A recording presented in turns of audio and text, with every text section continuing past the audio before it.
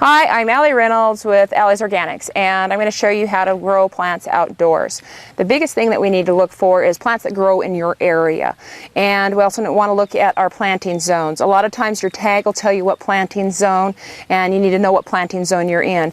The other thing you need to know is when your last frost date is, because like this basil plant right here, if we're going to be planting that out when it's freezing, obviously it's not going to make it because it's very tender and it'll freeze with 32 degrees. So we want to make sure that we're frost free and ready to plant these things. For flowers, everything, it goes for everything.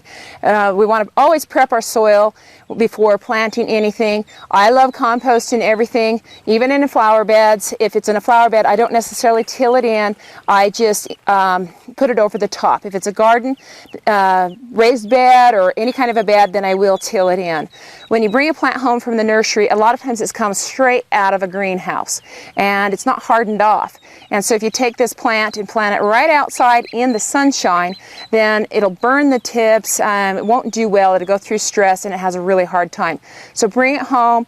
You can put it on your front porch, back porch, wherever it's somewhat protected from wind, breeze. Don't plant it out the very first day if the weather looks like it's going to be rather cold or windy.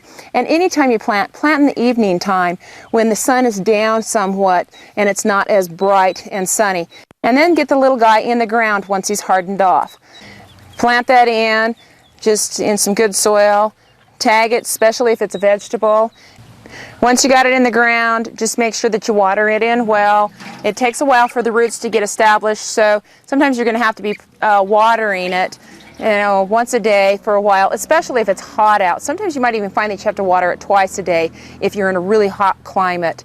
Then just fertilize it about once a month. If it's a vegetable, every 3 weeks. Just water it and let it go. And I hope this helps you with growing some of your plants outdoors.